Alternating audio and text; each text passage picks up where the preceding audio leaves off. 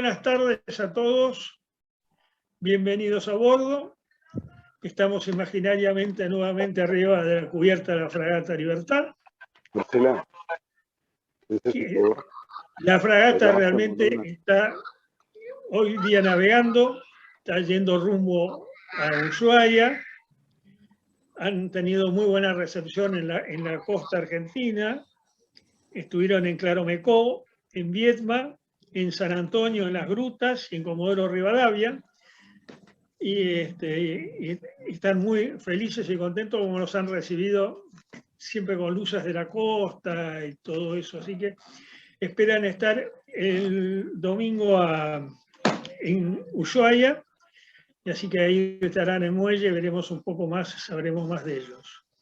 El 31/7, el sábado 31, la asociación despidió también a la fragata desde la sede del Yacht Club Argentino en Dársena Norte, y después nos reunimos unos cuantos amigos a almorzar en el club, y tuvimos la alegría y la satisfacción y el honor de contar con el almirante Marcelo Tarapau, que honró nuestra mesa y nos acompañó, y después para el brindis con la copa de champán se sumaron los excomandantes que estaban en otra mesa que ellos mantienen históricamente en esa fecha, pero se sumaron con nosotros y brindamos todos juntos. Así que eso es, digamos, son las parroquiales. Y ahora tengo el agrado, el honor, la alegría de presentar al doctor Miguel Ángel de Marco, doctor en Historia.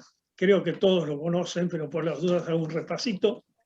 Ha sido recientemente designado oficial de Estado Mayor honoris causa de la Armada. Sabemos que ya tiene el grado de Comodoro también. Es presidente del Instituto Browniano, ha sido presidente de la Academia Nacional de la Historia, miembro de muchas academias. O sea que embarcó 2 veces en la fragata, eso es lo más importante. Y eso nos honra tenerlo, y ya estuvo hace casi justo un año, fue en agosto, el 8 de agosto del año pasado. Así que adelante con todo, mi estimado Miguel Ángel de Marco, el micrófono es suyo. Muchas gracias. Después la copa para el brindis, no se olviden. Agradezco mucho la invitación de la Asociación Amigos de la Fragata Libertad, institución en la que uno naturalmente se siente como en su casa, porque cuando se refiere a ese buque tan amado, realmente nos toca, nos convoca, nos amiga, hay una serie de sensaciones que se experimentan, y cuando conversamos acerca de un tema para disertar este año, me pareció bueno ofrecerle a nuestro presidente hablar acerca de Bartolomé Mitre con motivo del bicentenario de su nacimiento. Desgraciadamente, Mitre en estos momentos tiene poca prensa, es decir, es una personalidad de la historia argentina tan importante y sin embargo tan poco recordada en los medios oficiales, en las escuelas, etc. El bicentenario ha pasado casi inadvertido y da pena, porque justamente cuando se celebró el jubileo de Mitre, cuando Mitre cumplió 80 años, todo el país se alzó para rendirle homenaje a aquel hombre que había hecho tanto y había vivido tanto. Entonces, grandes manifestaciones concurrieron a su casa, distintas expresiones populares, funciones de ópera, acuñación de medallas, creación de piezas musicales, el famoso tango Mitre, y una serie de manifestaciones que se le hicieron en aquella ocasión. También cuando se cumplió el primer centenario fue recordado de una manera muy excepcional. Y eso que en aquella época estaban rigiendo los destinos del país enemigos políticos tradicionales de Mitre, como eran los radicales. Hoy por hoy no ocurre así, y por eso creo que es conveniente que donde se pueda hablemos de este personaje que es muy moderno, porque encarna una serie de ideales que la Argentina debe retomar si desea por fin salir adelante y alcanzar los destinos que merece y para los que está preparada. Este es un ejemplo notable de lo que puede un ser humano, ¿no es cierto? Porque como vamos a ver después en un PowerPoint que voy a por primera vez o por segunda tal vez utilizar esa técnica, yo no lo sé manejar, pero me lo ha preparado la doctora Baltar, que es la secretaria administrativa del Instituto Browniano, y Eduardo Falabella me ha prometido que lo va a pasar porque yo no sé hacerlo. En que hay algunas imágenes, pero previo a esto quería decir brevemente o señalar algunos aspectos de este hombre que, como digo, es de mucha actualidad porque por su visión del país en un momento en que Argentina era puro desierto, que acababa de pasar por un periodo de luchas civiles, él asume la presidencia y lo lleva a un puesto eminente dentro de los países del mundo, a pesar de la guerra con el Paraguay y de otros acontecimientos. Pero obviamente la presidencia es el momento de un hombre maduro. Para llegar a esa etapa, él desarrolló una serie de acciones que nos lo muestran también como una persona de suma movilidad, que se jugaba por sus ideales, que se exiliaba y que iba y venía por los países de Sudamérica y que pese a todo ello no abandonaba su vocación intelectual, su amor por los libros, su dedicación a las curiosidades de la arqueología autóctona y una serie de otras circunstancias. Esto se va a dar a lo largo de toda la existencia de Mitre y, como digo, sobre todo se va a notar en la etapa en que él tiene una acción dominante, en el sentido de que ocupa altos cargos, primero en el gobierno de la provincia de Buenos Aires, luego en la Nación, como presidente, como senador, etcétera, jefe de partido, y toda esta enorme labor pública que le quita el sueño y que a más de uno nos apabullaría tal vez, le daba tiempo para encender un quinqué cuando la noche larga y a costa de fumarse muchos habanos. Hay una carta de Marcos Paz, perdón por el paréntesis, que dirige a Mitre cuando estaba en el campo de batalla, prácticamente la guerra del Paraguay, en que le dice: le mando 3 cajones de habano para que no se queje. Es decir, fumaba en todo momento y mientras fumaba escribía, ¿no es cierto?, en el campamento, escribía en la cárcel, escribía en cada circunstancia en que su vida andariega lo llevaba a trabajar por sus ideales y también por su gran vocación intelectual. Así que vamos a ver ahora un PowerPoint que se va a referir a un aspecto más concreto al que yo le quise dedicar, dada la vinculación con la Fragata Libertad, que es su vinculación o la condición de historiador al que le interesan de una manera muy especial los temas de historia naval. Por eso lo titulé, quizá de una manera un poco pretenciosa, Mitre, historiador de las glorias navales argentinas. Vamos a ver la primera diapositiva. Ahí lo vemos a Mitre muy joven, en un dibujo de Ignacio Vaz, que intenta reproducir un daguerrotipo que se ha perdido, ¿verdad? Una mirada romántica. Él era un hombre de ojos claros, ¿verdad? Que en ese momento estaba en una etapa de lucha como oficial en el sitio de Montevideo y también de iniciación intelectual. Y le he agregado a esta imagen en las palabras iniciales de lo que se conoce como Diario de la Juventud, es decir, un cuaderno que él llevaba en el cual iba anotando las lecturas que hacía o las vicisitudes que tenía durante la etapa en que fue un simple oficial subalterno en la ciudad sitiada por los federales de Montevideo. Y él escribe, ¿no es cierto?, en un momento que se acaba de casar, en que está esperando su primer hijo, en que su esposa, para allegar alimento al hogar, mientras él está en el cerro de Montevideo, vende leña y una serie de cosas, Delfina de Bedia, y entre paréntesis, fíjense qué criterio dietético de la época, ¿verdad?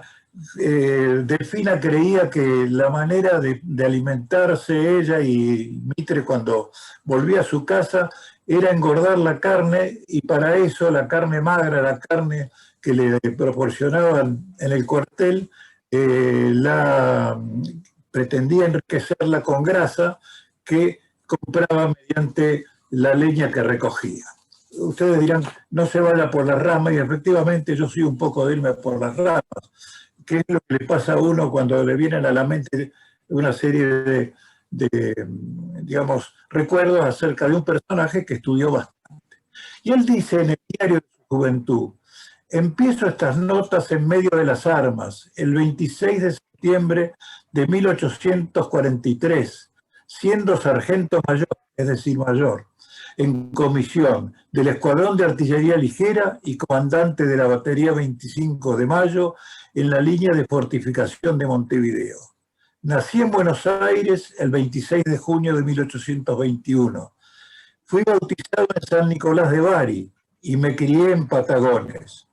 Yo me siento con grandes aspiraciones y tengo la pretensión de creer que existe en mí el germen de alguna cosa. Y Dios quiera que no me engañe, pero si eso ocurre, ¿cómo ha de ser? Nace en Buenos Aires y su padre, poco después, es nombrado en un cargo administrativo en la lejana Carmen de Patagones, justamente cuando está en curso la guerra contra el Imperio del Brasil. En 1827, Carmen de Patagones es atacada por la escuadra imperial para tratar de destruir a los buques corsarios al servicio de Brown, al servicio de la Marina Nacional, que se encuentran en ese sitio. Para eso le ataca la ciudad por vía, por agua y por tierra, pero los voluntarios de Carmen de Patagones, las milicias y algunos soldados de línea expulsan al enemigo. En un promontorio alejado de las balas está Bartolomé, que todavía no ha cumplido 6 años, y su hermano Emilio, que aún es más pequeño. Esta impresión de los sucesos de Carmen de Patagones, él la va a llevar siempre consigo y será la que le transmita después al propio Brown cuando años más tarde, veremos, se conocen. Luego de esto, Mitre, luego de su niñez en Carmen de Patagones, irá a Buenos Aires y su padre cree que le proporcionará una actividad útil haciéndolo hombre de campo, le ofrece a su amigo Gervasio Rosas, o le pide, mejor dicho, que lo lleve a su estancia, que lo haga hombre, pero Gervasio Rosas, poco tiempo después, se lo devuelve y le dice que su hijo era un chico muy inteligente, pero que no servía demasiado para las tareas campestres, porque donde veía un árbol se bajaba del caballo y se ponía a leer. Luego irá con sus padres a la República Oriental del Uruguay y allí lo va a sorprender primero la acción de los emigrados, a la que él se agrega enseguida y empieza a redactar periódicos, escribir poemas, debatir con otros intelectuales montevideanos, acercarse a los grandes emigrados argentinos, hacerse amigo de Esteban Echeverría, de José Mármol y de otras personalidades que se encuentran en la banda oriental. Y también accede al contacto con una figura muy estrafalaria, si se quiere, pero notable, y que después se destacó enormemente en la historia mundial, que fue Giuseppe Garibaldi, que, como todos ustedes recordarán, fue vencido por el almirante Brown en la acción de Costa Brava y que durante mucho tiempo comandó la escuadra oriental y Mitre estuvo cerca de él, lo admiró y en alguna ocasión también tuvo acceso a la conversación con él. A partir de allí estuvo, como digo, combatiendo no solamente en Montevideo, sino en Entre Ríos y en otros sitios, en lucha contra las tropas de Uribe y otros capitanes de Rosas, hasta que una revolución que se produce en Montevideo y que acerca de la cual son denunciados los emigrados argentinos, debe salir de la República Oriental del Uruguay y comienza un largo peregrinar que lo lleva a trasladarse a Bolivia para ser fundador de su colegio militar y jefe de la artillería, ahí en Bolivia, mientras desarrolla su tarea militar, también será escritor, es decir, ya lo es, pero ahora se dedica a un género nuevo, que es la novela, escribe la primera novela hispanoamericana, Soledad, pero claro, es derrotado el presidente Ballivián, que era el que lo sostenía, y él debe trasladarse al Perú, y para hacerlo es llevado por un conjunto de milicianos bolivianos que a cambio de fusiles lleva garrotes,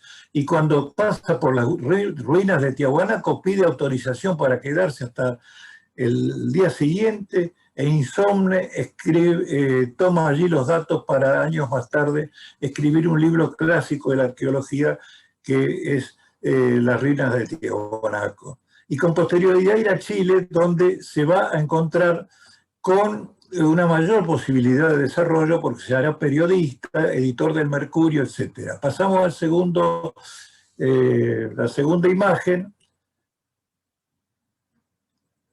y vemos a un Mitre, a veces es un daguerrotipo de Mitre, es decir, una imagen real. Ustedes ven la impronta romántica del personaje, también en la posición tiesa que exigía la fotografía, mejor dicho, el daguerrotipo, que es un precursor de la fotografía.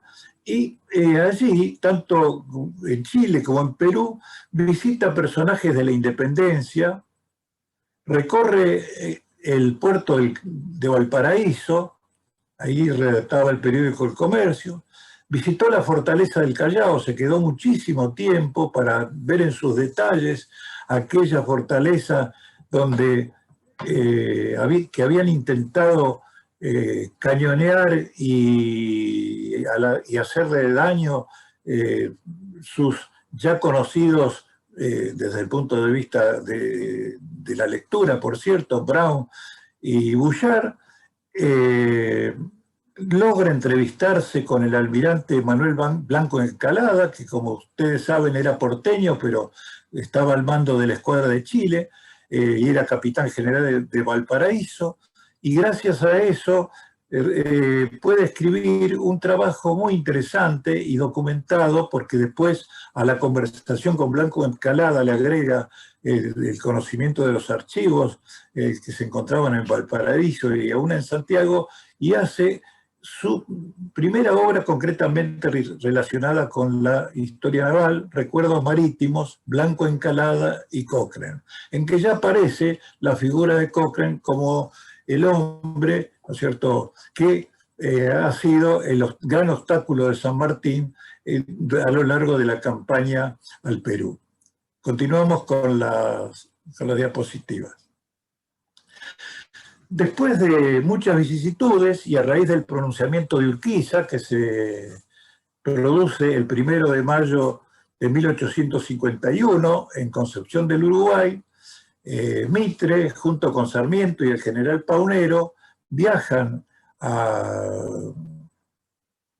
la Argentina, cruzan el Cabo de Hornos, sufren una serie de vicisitudes, prueban la fuerza del mar en esas latitudes y llegan a la provincia de Entre Ríos, se presentan a Urquiza y cada uno recibe un destino militar.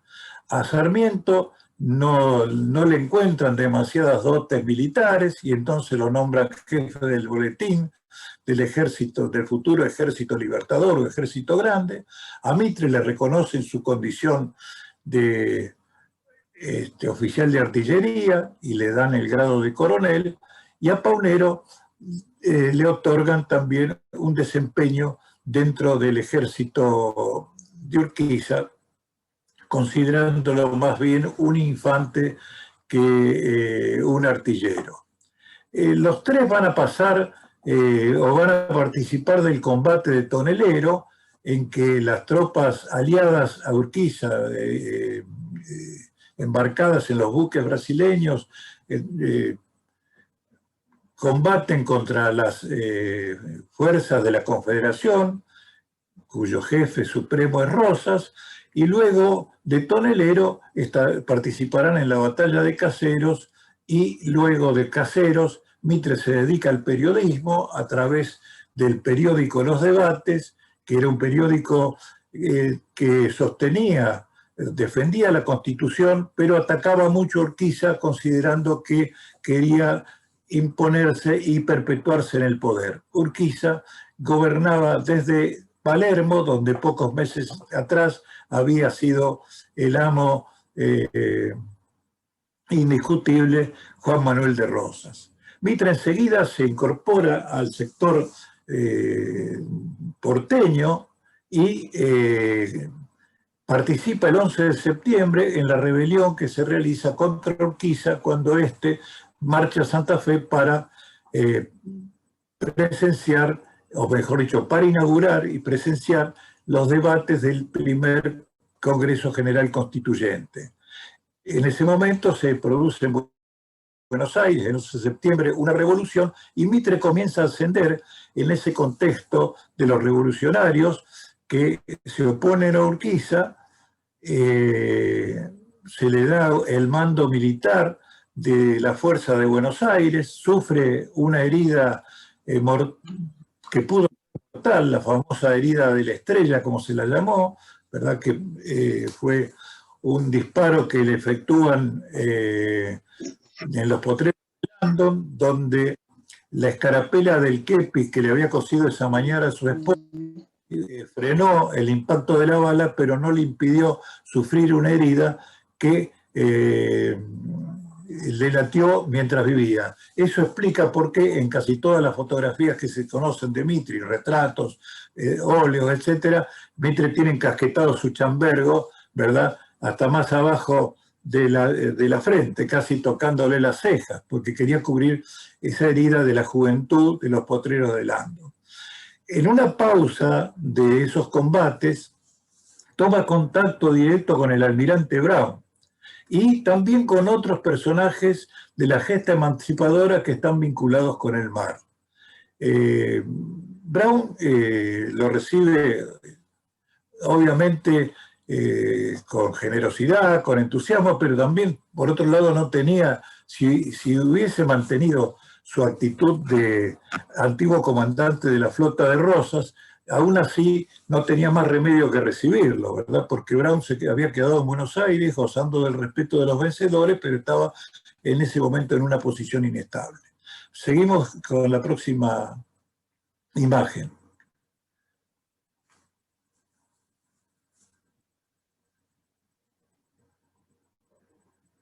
Ahí vemos a una de las personas que Mitre entrevista. Es un daguerrotipo también, es decir, una imagen que se ve original del general José Matías Zapiola, que había sido marino en su juventud, después fue jefe de los granaderos en la campaña de los Andes y una de las grandes figuras de la independencia. Vivió de manera casi inusitada para la época, 94 años. Fue entrevistado por Mitre en distintas ocasiones y Zapiola le dio muchos detalles de cómo había estado organizada la primera marina revolucionaria y también otros aspectos, ¿no es cierto? Zapiola también había sido comandante transitorio de la Armada, había sido capitán de puerto, es decir, que estaba muy vinculado desde su juventud a la vida naval. Bueno, de hecho, trocó la cubierta de los buques por las cargas de caballería. No solamente Mitre tomó muchos datos relacionados con ese aspecto, con el aspecto naval, sino que lo interrogó varias veces acerca de una cuestión que no quería hablar, de la cual no quería hablar demasiado Zapiola, que era de la logia Lautaro, ¿no? por sus características secretas, y por más que Mitre le insistió, le dijo que no tenía demasiados detalles acerca de esa logia que rigió prácticamente y en buena medida los destinos de varios de los gobiernos de la Revolución, de los primeros años de la Revolución.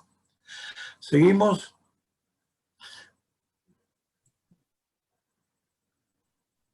Con un personaje muy, pero muy vinculado con la historia naval argentina, que es el doctor Vicente Anastasio Echevarría, rosarino, había participado del Cabildo Abierto del 22 de mayo, y que le dio muchas referencias sobre la campaña corsaria, no solamente la campaña corsaria al Pacífico, que realizaron Brown y Bouchard, ¿verdad? A partir de 1815, sino que le informó con mucho detalle de la campaña de la fragata La Argentina. Esto le va a servir a Mitre para tomar afanosamente datos que después, reunidos con lo que encontró en los archivos, le sirvieron para escribir en los últimos años de su vida un libro mejor dicho, para escribir diferentes artículos de un libro que se llamó Páginas de Historia, que se publicó apenas falleció Mitre, y que uno de sus capítulos tiene una serie notabilísima de datos relacionados con la campaña de Corso a la que me acabo de referir y sobre todo con el viaje o con la gran campaña de Bouchard que lo lleva a recorrer, a dar prácticamente la vuelta al mundo, que lo conduce a lejanas latitudes, que lo hace entrevistarse con el rey de Hawái, que tomar las posesiones españolas de California, navegar en son de guerra por Centroamérica, cuyas banderas de los países actuales imitan a la nuestra, que vieron al tope del mástil de la Argentina. Como digo, Echevarría no solamente le brindó información, sino que le facilitó algunos papeles. Mitre en ese momento también consigue de José María Piris, que había estado con Bouchard y había tomado algunos apuntes que digamos así, ampliara sus informaciones y le sirvieron de mucho para este trabajo. Continuamos.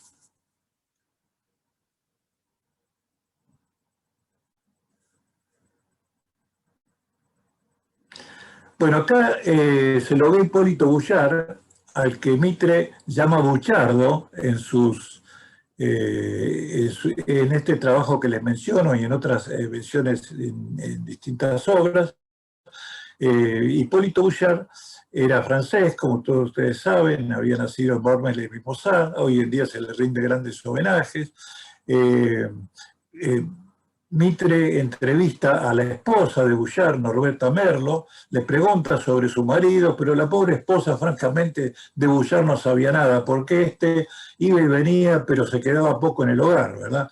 Había estado durante la campaña corsaria al Pacífico, todo el tiempo fuera obviamente de su hogar. Antes había combatido en San Lorenzo como oficial de San Martín, había estado en el Ejército del Norte, pero realmente, como no era un hombre de hogar, se quedó muy escaso tiempo en su casa, el tiempo que tardó en armar a la fragata de la Argentina, volvió a partir y su esposa ni sus hijas lo vieron más. No obstante, Mitre pudo hacer esta semblanza de Bouchard. El capitán a cuya dirección iba fiada la Argentina y su fortuna, reunía en sí, física y moralmente, las cualidades y defectos de un héroe aventurero. Con su cabeza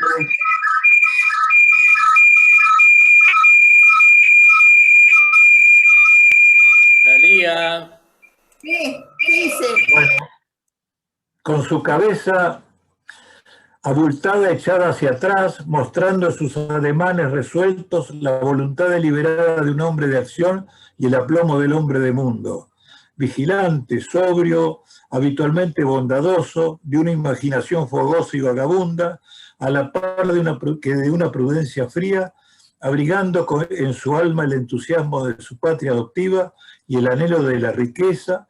Era el hombre a propósito para mandar aquella reunión de hombres mancomunados por los mismos intereses y pasiones, a los que él servía de centro y de vínculo, subordinándolos al doble objeto que el jefe debía tener en vista. Noten, no solamente qué preciso es el retrato, sino qué calidad literaria lo anima, ¿no? Que es justamente una de las características de Mitre. Mitre no era un historiador frío, ceñido al documento, sino que era también un hombre de letras, ¿verdad? Y un hombre que, por otro lado, se ayornaba desde el punto de vista literario. Había dejado atrás los moldes literarios antiguos y estaba haciéndose dueño de una prosa realmente sensacional. Seguimos. Dijimos hace un rato que Mitre se había acercado a Brown con el objeto de informarse acerca de las campañas que él había realizado. Mitre ya estaba trabajando en su historia de Belgrano, o mejor dicho, en un pre-boceto de la historia de Belgrano, que se publicó en 1857, le interesaba, obviamente, le interesaban las acciones de la Guerra de la Independencia, no podía omitir la acción de Brown en Montevideo, y también pensaba que Brown tenía que escribir, dejar algún documento preciso acerca de las operaciones navales argentinas, porque notaba Mitre que existían algunas carencias. Después apareció una cantidad de documentación relacionada con la faz naval en los archivos públicos de la época. Y Mitre, ahí se ve la calle larga de Barracas, donde estaba la Casa Amarilla del almirante Brown, relata así, ¿verdad? O hace así esta semblanza del marino en aquel albergue pintoresco y apacible, donde el audaz marino reposaba de sus fatigas en los mares procelosos de la vida. Paseamos por su jardín y me habló él de sus campañas marítimas, de sus árboles y de sus flores, de sus compañeros de armas, de los sentimientos que lo animaban y de las memorias de su vida que se ocupaba en escribir. Su lenguaje, sigue Mitre, era enérgico y sencillo, como lo es siempre como lo es siempre el de los hombres que han pasado su vida en medio de la acción. Y yo le encontraba en la elocuencia de los altos hechos que su presencia hacía recordar. Como ustedes saben, Brown hablaba por entonces todavía, y a pesar de los años que se hallaba en el Río de la Plata, un castellano muy poco fluido, ¿verdad? Salpicado de expresiones de su lengua original y por otro lado también mal construidas, ¿verdad? Que por eso seguimos con la próxima imagen. Por eso Mitre, cuando le pide que Brown empiece a escribir sus memorias, le va a sugerir que las haga en inglés. Mejor dicho, no sus memorias, sino un documento que le sirva a él, a Mitre, y que obviamente también se conserve, para seguir cómo se desarrollaron las campañas navales argentinas. Y aquí hay otros párrafos de Mitre relacionados con sus visitas a Brown, que ahí se lo ve en un daguerrotipo de la época en que Mitre lo visita, admirando la belleza del paisaje que se desenvolvía ante nuestros ojos, me inclinaba con respeto ante aquel monumento vivo de nuestras glorias navales y encontraba sublime de majestad aquella noble figura que se levantaba plácida y serena después de tantas borrascas como la habían agitado. Aquel reposo modesto del que pasó su vida entre los estruendos de los cañones, el rumor de las olas y el bramido de los huracanes. Aquel amor candoroso por la belleza de la naturaleza, aquellos trabajos intelectuales que reemplazaban para él los ásperos trabajos de guerra, aquella sinceridad del alma, sin ostentación, sin amargura y sin pretensiones, me revelaban que tenía delante de mí algo más que un héroe. Me revelaban que el almirante era un corazón generoso, un alma formada para amar y comprender la belleza, lo bello y lo bueno, y digno de atraer sobre su cabeza laureada las bendiciones del cielo, a la par que la admiración y las bendiciones de la humanidad. Continuamos. Ahí está el memorándum de las operaciones de la República Argentina, que Brown, como ustedes ven, está escrito en inglés, que Brown le presta a Mitre, pero como Brown debía sospechar que Mitre, ¿verdad?, tenía tal vez intención de guardarse esos papeles como muchos otros para sus trabajos, le recomendó de una manera expresa que una vez que terminara su tarea se los devolviese. E incluso, como demoraba mucho, Mitre se los reclamó y por esa razón hoy se encuentra en poder de sus descendientes. Seguimos.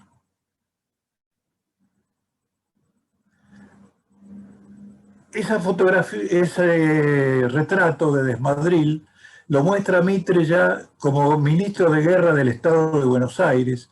Es del año 1857, justamente el momento en que muere el almirante Brown. Mitre, por su condición de ministro de Guerra y Marina, pero también por su vinculación con Brown, es el designado para hacer uso de la palabra en el momento en que los restos del almirante son depositados de manera transitoria en la bóveda de su amigo, a pesar de las diferencias políticas. Brown, por otra parte, no era un político activo, que fue el general Paz. El nombre de Brown valía por otra escuadra, y después del triunfo pudimos repetir con el inspirado bate de nuestros triunfos. Alzóse Brown en la barquilla débil, pero no débil desde que él la alzara. Él, con su solo genio, con su audacia, con su inteligencia guerrera, con su infatigable perseverancia, nos ha legado la más brillante historia naval de América del Sur.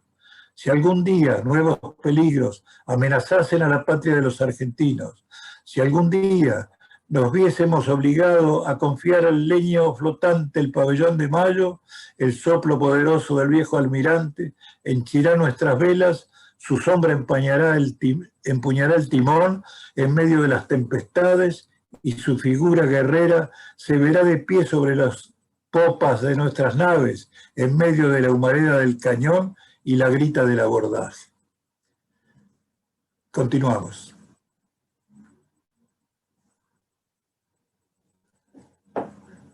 Pasan los años.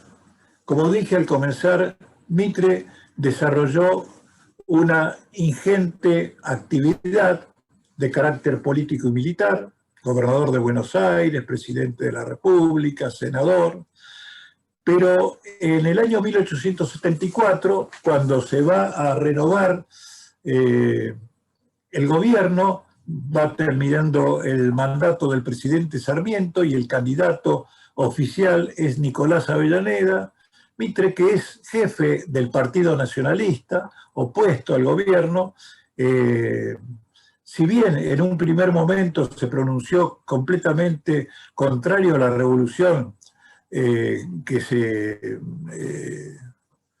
proyectaba, terminó aceptando ser el comandante de la misma, vistió su raro uniforme. Mitre se mezclaba las prendas civiles con las militares, ¿verdad? Ciñó su antigua faja, su revólver Le Fouché, y se puso al frente de las tropas revolucionarias, que eran muy escasas en número y que encima llevaban la rémora de la tribu de Catriel, ¿verdad? Que estaba en sí misma dividida entre los hermanos Catriel. En un momento dado, ¿verdad? La revolución también se estalló en otras partes del país, también en Cuyo. En un momento dado, Mitre advierte que va a ser vencido y justamente es derrotado ni más ni menos que por un subordinado suyo, el famoso teniente coronel, después general Inocencio Arias, a quien le llamaban el sordo Arias, porque nunca obedecía a las órdenes de retirada y siempre iba al frente en los combates. El sordo Arias lo vence a Mitre en la batalla de la Verde. Arias tiene los nuevos fusiles Remington y tropas de línea, Mitre sus milicianos. Allí cae Pancho Borges, el abuelo valiente de Jorge Luis Borges, a quien él tanto envidia y tanto rememora. Y luego de ser vencida la revolución, Mitre es enviado prisionero al Cabildo de Luján, donde lejos de desanimarse, de deprimirse, pide papel y tinta y se dedica a escribir el prólogo de la historia de San Martín. Esto ocurre en febrero de 1875. Un mes más tarde, levantada la censura del diario La Nación, comienza a publicar en folletín el prólogo de la historia de San Martín. A lo largo de 11 años escribe aportes parciales, hasta que aparece la obra definitiva en que está siempre presente lo naval, en especial cuando se refiere a la formación de la escuadra para realizar la expedición anfibia al Perú. En ese gigantesco cuadro, entre las creaciones del Protector del Perú, estuvo la creación de la Marina Peruana y la incorporación en ella de Hipólito Bullard. Seguimos.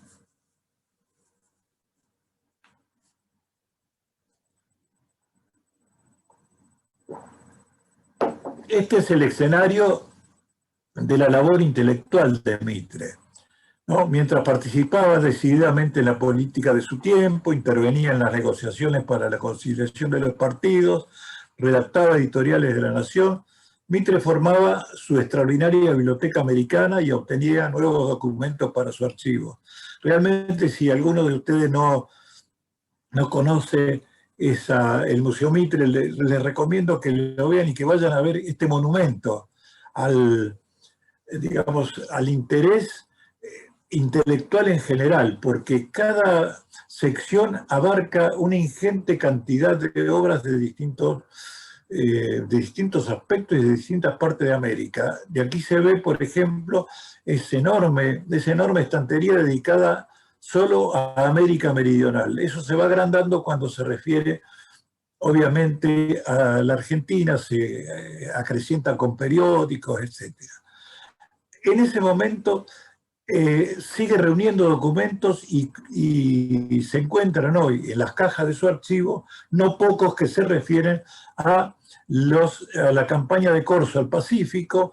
Hay un diario de la toma de Guayaquil en que se detalla la acción de la tropa de infantería embarcada en esas circunstancias. Están los cuadernos de Piris, etc. La imagen ahí lo muestra a Mitre sentado en una pausa de su labor. Digamos que ese ámbito era, hasta que Mitre estuvo en condiciones de recibir, es decir, poco antes de su muerte, iba a verlo todo el mundo. Iban no solamente los políticos, a los que solía recibir en su escritorio de la planta baja, sino también todo aquel que escribía algo y quería recibir la sanción intelectual de que Mitre le escribiese 2 líneas juzgando su obra. Si era laudatoria, mejor. Allí lo visitó Mansilla para preguntarle qué estaba haciendo. Yo no voy a decir la palabra de Mansilla. Y cuando Mitre le dijo, estoy traduciendo al Dante, Mansilla le respondió, muy bien, general, que se joroben esos gringos. Pero en realidad, cada vez se subraya y se acrecienta más el valor de la traducción. Y hoy en día se la considera una de las mejores que se han realizado en el mundo. Tengan en cuenta ustedes que Mitre era un autodidacta, que no había cursado jamás una universidad y que todo su bagaje intelectual, su ingente bagaje intelectual, era fruto de su esfuerzo en medio de una vida agitada y llena de conflictos, de situaciones políticas adversas o favorables, de batallas y de pobreza en algunas ocasiones. Es decir, que aún así él pudo realizar toda esa labor. Bueno, allí entonces, como digo, se encuentran en las cajas del archivo, que está un poco más al costado, los documentos que se vinculan con nuestra historia naval y que él reunió. Continuamos. Falta poquito. Esta imagen de Mitre, que es una de las últimas fotografías, fíjense lo estudiada que es la imagen, ¿no? Don Bartolo solía llevar su sombrero, su chambergo requintado, como ustedes ven, cubierta parcialmente la frente, las manos en los bolsillos de unos pantalones que se hicieron famosos, los pantalones Mitre, ¿no? Porque él los usaba con los bolsillos de manera que pudiese llevar las 2 manos colocadas así en la parte delantera, un poco canyengue en su posición, ¿verdad? Es la época en que Mitre era una especie de ícono de Buenos Aires, que se lo admiraba aún desde el punto de vista de los adversarios políticos en todo el país. Es una foto del año 1901, es decir, la foto de cuando cumple 80 años, y es el momento en que él está redactando los originales del capítulo de Páginas de Historia Argentina que se refieren a la campaña que acabo de señalar de Corsaria desde Buenos Aires hasta el regreso de Bullard y su llegada a Valparaíso para incorporarse a la escuadra de Cochrane. Quiero decir, antes de leer un pequeño párrafo de las páginas de historia que se refieren a Brown y digamos así, al boceto de las figuras de Brown y de Bullard, quiero señalar que Mitre era una figura sumamente popular entre sus vecinos y que no vacilaba en hacerse entrañable, recorría las calles, siempre se ubicaba en el cordón de la vereda porque consideraba que le tenía que dar la derecha al pueblo. Cuando lo saludaban solía llevar la mano al sombrero como si hiciese el saludo militar. Cuando pasaban señoras se lo quitaba. A veces solía tomar un tranvía y recorrer las calles porteñas. Si se encontraba con algún adversario, intentaba saludarlo, como en el caso de Paul Grusac, y cuando Grusac no le contestaba, seguía como si nada, ¿verdad? Si alguna vecina, como está probado, necesitaba una ayuda de tipo doméstico, el general se hacía presente. Una señora salió despavorida diciendo que le había estallado la cañería de su casa. Mitre entró a su domicilio de la calle San Martín, tomó su valijita de plomero, ¿verdad? Y le resolvió el problema a la esposa. Fíjense, el presidente de la nación, el gran historiador, el poeta, el literato, el periodista, dueño de uno de los grandes diarios, y sin embargo era el buen vecino que también era querido por los demás. Bien, lo que dice Mitre cuando habla de ambos, de Brown y de Bouchard, es lo siguiente. Después de este notable hecho de armas, el intento de toma de Guayaquil, que finalmente se frustró, estalló abiertamente la división entre Brown y Bouchardo. Estos dos héroes aventureros, que no obstante juzgarse recíprocamente dignos de la horca, se admiraban como guerreros, se apoyaban en el peligro y se auxiliaban en los contrastes. Coincidieron por fin en separarse de común acuerdo, repartiéndose el botín del corso, que era una de las causas de la división. Así se efectuó en una de las islas de Galápagos, tocando en suerte a Brown el halcón que mandaba a Bouchardo y a este la fragata Consecuencia, es decir, la Argentina, posteriormente la Argentina, apresada por él al frente del Callao.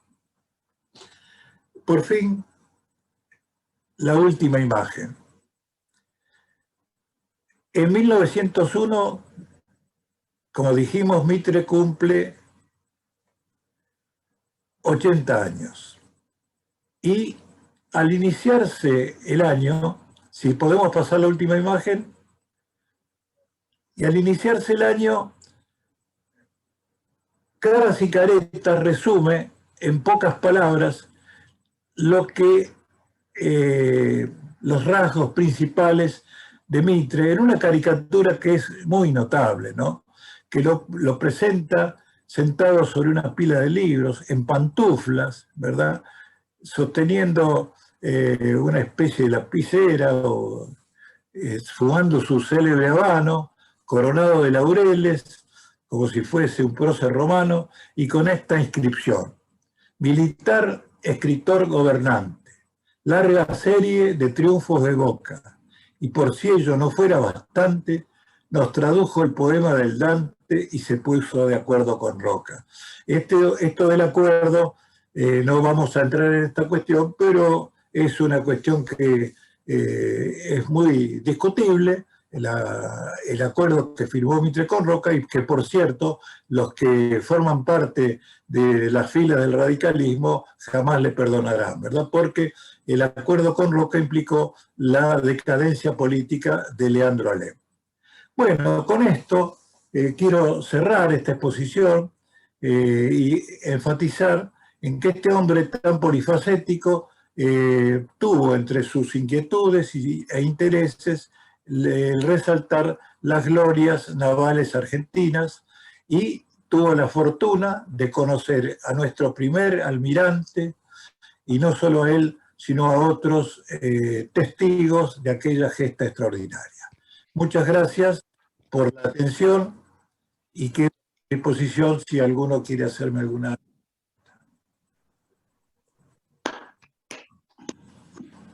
Muchas gracias. Le quería hacer una pregunta, doctor. ¿Qué grado militar tuvo Mitre dentro del ejército? Teniente general, que era el máximo grado militar. Ajá.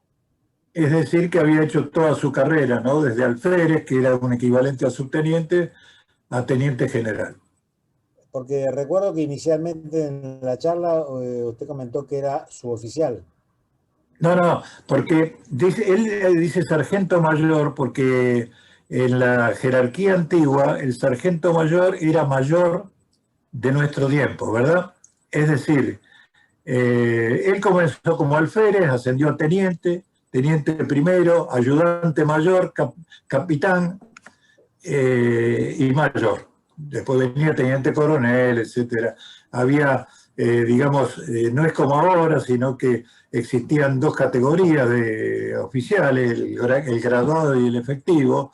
Si no había plazas suficientes, no había dinero para pagar una determinada cantidad de oficiales, se le daba el grado, supongamos, de coronel, pero el sueldo de teniente coronel. Con eso se ahorraban unos pesitos, ¿no? Pero como digo, Mitre en la nomenclatura anterior era brigadier general, pero después, cuando se efectúa la reforma militar en tiempo en la primera presidencia de Roca, el grado de brigadier general, que era el máximo, se equipara al de teniente general, ¿no? General de brigada de división, teniente general. Muchas gracias. ¿Alguna otra pregunta? No sean tímidos. Pero acá hay muchos que son expertos en Mitre. Así que, bueno, sí, señores, nos queda más que agradecer a Miguel Ángel tu excelente exposición. Nos desburraste un poco más de la vida de Mitre, que, como dices tú, ha sido con estos días, no ha sido debidamente llevada a cabo y creo que opacada por Messi, pero bueno, así nos va como burros todo. Así que te queremos agradecer, queremos llegar ahí y estirar la mano y agarrar la copa para brindar por... Quería hacerle una pregunta al doctor Marco. Otra más. Bueno. Disculpe que le demoro el brindis. No, es muy llamativo y muy interesante la historia porque usted dice que es un autodidacta, hizo toda una carrera militar, pero después se destaca por su prosa, por su manejo de la historia y por todas cuestiones que no tienen nada que ver con el tema militar, sino justamente con temas intelectuales. O sea que es un hombre realmente polifacético. ¿Él no tuvo ningún otro estudio adicional? No, estudios sistemáticos, ir a una universidad, a una escuela media, digamos así, ir al colegio de Montserrat, por ejemplo, de Córdoba, o al colegio de, digamos, no recuerdo en ese momento si ¿cómo era el colegio, Roberto? El de Ciencias Morales. Bueno, digo, el de Ciencias Morales de Buenos Aires. De Buenos Aires. Nada de eso, es decir, él nunca cursó sistemáticamente estudios. Fue un autodidacta, un hombre que leía todo lo que podía. Y en el diario de la juventud, cuando él empieza a anotar, ¿no es cierto?, ustedes se dan cuenta la variedad de lecturas, los temas más diversos. Eso lo hacía cuando era muy joven y lo continuó desarrollando a lo largo de toda su existencia, ¿no? Lo extraordinario es que tuviera fuerzas para hacer todo eso y encima estar en la política activa y comandando ejércitos, etcétera, ¿no?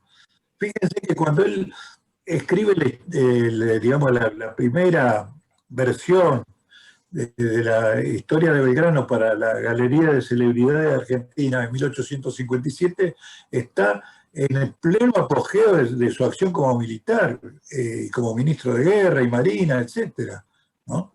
Es decir, es muy notable. Pero también tuvimos otros, como Sarmiento, ¿no? Un autodidacta extraordinario. Esta tierra ha dado gente muy excepcional, pero no nos acordamos de ellos, ¿no? Por desgracia. Nosotros sí, pero los que debieran impulsar el recuerdo de nuestros grandes no lo hacen suficientemente. Bueno, nuevamente muchas gracias. Así que... Muchas gracias de mi parte también por haberme invitado. Así que, jóvenes, ya Javier ganaste la punta, te acompaño. Y yo porque necesitaba agua. pero acá no es. Bueno, como siempre, brindamos por los amigos que ya no están, por los que están y no vinieron, por la fragata Libertad, que ya les conté, están navegando hacia Ushuaia, navegación pacífica, por las chicas de la asociación que siempre nos miran, por los miembros de la comisión directiva y demás ayudantes que están siempre empujando todo esto para que salga, la República Argentina y la aventura personal de todos nosotros. Salud, señores. Salud. Salud. Desde Lima, Perú, agradezco la invitación. Muy interesante la conferencia. Gracias. Pero muy bien. Muchas gracias. Alfonso, gracias. Así que bueno. Un gusto verte, Alfonso. Gracias igualmente. Un abrazo. Ya, querido. Así que bueno. Señores, nos vamos. Solamente me gustaría destacar una Felicitaciones al doctor cosa. Marco. ¿Qué? Me gustaría destacar dos cosas. Una, gracias Miguel de Marco. Realmente para mí ha sido muy nutritiva tu conferencia. Y habiendo estado el otro día en la despedida de la fragata, quiero destacar qué linda que estaba la fragata. Realmente creo que la tendríamos que denominar en este momento que algo está medio menospreciado. Es la primera dama del mar. Como decían en la época de Mitre, cuando hablaban de la patria, es una novia blanca. Y la fragata Libertad es una novia blanca, no es una novia pura. La fragata Libertad. Ahí está mi señor segundo, el almirante Tebaldi. Para nosotros la fragata Libertad es una novia blanca, amada siempre, con toda pureza. Muchas gracias, señor de Marco, un amigo de Bartolito Mitre, que se nos fue ya hace un tiempito.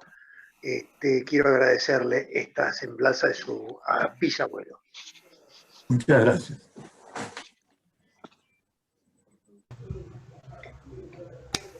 Así que